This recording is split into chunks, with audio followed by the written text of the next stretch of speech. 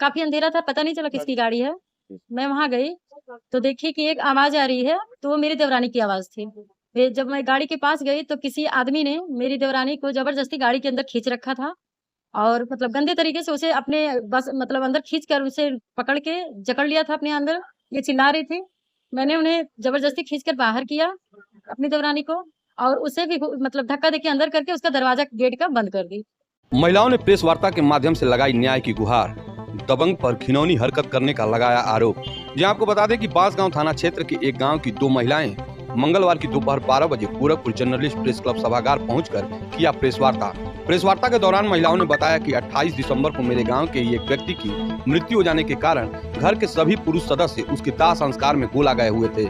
उसी दिन शाम को हम अपनी देवरानी के साथ शौच के लिए निकले तो गाँव के ही श्याम नारायण मिश्रा ने जबरदस्ती करते हुए अपनी गाड़ी में खींचकर अश्लील हरकत करने लगा। शोर सुनकर जब मैं अपनी देवरानी को बचाने गई तो आरोपी हमलावर हो गया और मुझे रिवाल्वर दिखाते हुए पीटने लगा। उसकी पिटाई से हम दोनों देवरानी जेठानी बेहोश हो गए। उसके बाद उसने हमारी इच्छा के विरुद्ध अनैतिक कार्य किया, जिससे मेरे गर्भ में 2 माह का बच्चा खराब हो गया। बाद में ग्रामीण जुटे, तब तक मैं होश में आ चुकी थी और पुलिस और एम्बुलेंस की गाड़ी भी आ चुकी थी। हमारी पुलिस प्रशासन से मांग है कि दोषियों पर कठोर कार्रवाई हो, जिससे हम लोगों को न्याय मिल सके। मैं शाम को 7 बजे अपनी देवरानी के साथ शौच के लिए जा रही थी गांव से बाहर, तभी रास्ते में एक गाड़ी रुकी। रात करीब 7 बज रहा था, अंधेरा काफी था। गाड़ी के पास मैं खेत में थी, मेरी जो देवरानी है वो सड़क पे थी। गाड़ी के पास जब काफी अंधेरा था, पता नहीं चला किसकी गाड़ी है। मैं वहां गई, तो देखी कि एक आवाज़ आ रही है, तो वो मेरी देवरानी की आवाज़ थी। फिर जब मैं गाड़ी के पास गई, तो किसी आदमी ने मेरी देवरानी को ज़बरदस्ती गाड़ी के अंदर खींच रखा था और मतलब गंदे तरीके से उसे अपने बस मतलब अंदर खींचकर उसे पकड़ के जकड़ लिया था अपने अंदर। ये चिल्ला रही थी। मैंने उन्हें ज़बरदस्ती खींचकर बाहर किया, अपनी देवरानी को और उसे भी मतलब धक्का देके अंदर करके उसका दरवाज़ा गेट का बंद कर दी। बाद में क्या हुआ, उसके हाथ में पिस्तौल था, उस आदमी के हाथ में, वो साइड से निकला और आकर मुझे मारने-पीटने लगा। मुझे इतना मारा कि मैं वहाँ बेहोश हो गई। आधा घंटा बाद जब मुझे होश आया तो गाँव वाले वहाँ इकट्ठा हो चुके थे। उसके बाद में क्या हुआ मुझे नहीं पता।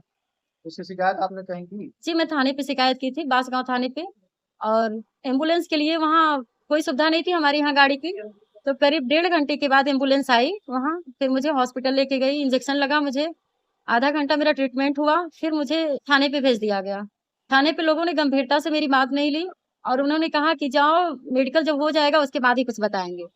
फिर मैं घर गई, दूसरे दिन मैं फिर हॉस्पिटल गई, हॉस्पिटल से फिर थाने गई, सारी बात अपनी रखी, लोगों ने गंभीरता से नहीं ली। शाम 5-6 बजे के करीब जब ये रोती हुई गई, तब लोगों ने हमारा एफआईआर लिखा और हमें मेडिकल के लिए गोरखपुर सदर में भेज दिया, जहाँ आज हमारा मेडिकल हुआ है, रिपोर्ट अभी नहीं आया। कौन लोग थे? कुछ आइडिया जी, है आपको? मुझे बाद में पता चला कि वो गाँव के लोग हैं। जब ये घटना घटी तो मुझे नहीं पता था कि वो कौन लोग हैं, कहाँ से आए हैं। लेकिन अभी मुझे पता चला कि वो गाँव के लोग हैं और क्योंकि इनके जो पति थे, इनकी क्या नाम है गाँव के लोग का? क्या नाम? एक्चुअली उनका नाम है एक का नाम है श्याम नारायण मिश्रा उर्फ छुन्ना मिश्रा और उनके भतीजे हैं अजय मिश्रा उर्फ झबलू मिश्रा। हाँ। इन लोगों को पहले से आप नहीं जानती थी? जी नहीं, झबलू गाँव में आते-जाते थे, लेकिन हमारा कोई मतलब विवाद नहीं था। कोई भी काम होता था, लोग आते थे, जुड़ते थे, कोई विवाद नहीं था हमसे। लेकिन छुन्ना मिश्रा को हम कभी देखे नहीं थे और ना ही उन्हें जानते थे। नाम सुने थे लोगों से, लेकिन ये नहीं पता था कि इस गाँव के हैं और यहाँ उनका आना-जाना। हुआ क्या सर, हम चाहते हैं कि इस जो भी हमारे साथ दुर्घटना घटी है, हमारे साथ जो भी दुर्व्यवहार हुआ है, उसकी जाँच कराई जाए, हमारी मदद की जाए, कैसे भी करके हमारी मदद की जाए। हमको बहुत मारा है, लात-घूँसे से मारा है और उसी बीच में मैं 2 महीने की प्रेग्नेंट थी, मेरी प्रेगनेंसी भी मिसकैरेज हो गई है। हालाँकि रिपोर्ट अभी नहीं आया है और मैं काफ़ी परेशान हूँ, मैं न्यायालय से न्याय चाहती हूँ, हाथ जोड़कर विनती करती हूँ। कैसे जान रही कि आपका जो है प्रेगनेंसी मिसकैरेज हो गया? दरअसल मुझे उसी दिन ब्लीडिंग स्टार्ट हो गया करीब 10 बजे रात में। ब्लीडिंग स्टार्ट हुआ, मैं हॉस्पिटल में थी, मैंने बताया हॉस्पिटल को कि मुझे दिक्कत हो रही है, लेकिन लोगों ने कहा कि इंजेक्शन लगा दिए नॉर्मल हो जाएगा। उसके बाद में रात 10 बजे मेरा मिसकैरेज हुआ। फिर 3 दिन मैं ब्लीडिंग से परेशान थी। आज तक मैं केवल पैरासिटामॉल, ओलोफ्लोक्सासिन जैसी दवाइयाँ खाकर काम चला रही हूँ। जब ये घटना घटी तो आपके घर के अन्य सदस्य कहाँ थे? जी, मेरे गाँव में एक लोग एक्सपायर हो गए थे, तिवारी जी थे। हाँ। मेरे गाँव में कुल 10 से 15 लोग थे, सब लोग वहाँ गए थे, शमशान गए थे, हाँ। उनके अंतिम संस्कार के लिए। हाँ। मेरे गाँव पे प्रेजेंट टाइम पे कोई भी पुरुष नहीं था, केवल मेरे घर का नहीं, कहीं का कोई पुरुष नहीं था। जब ये घटना हुई, वहाँ आधा घंटे बाद जब मुझे होश आया, हाँ। तो वहाँ केवल 2-4 औरतें गांव की और कुछ बच्चे थे। 1 घंटे बाद गांव के कुछ लोग आए तो मुझे हॉस्पिटल ले जाने के लिए एम्बुलेंस के लिए फोन किए।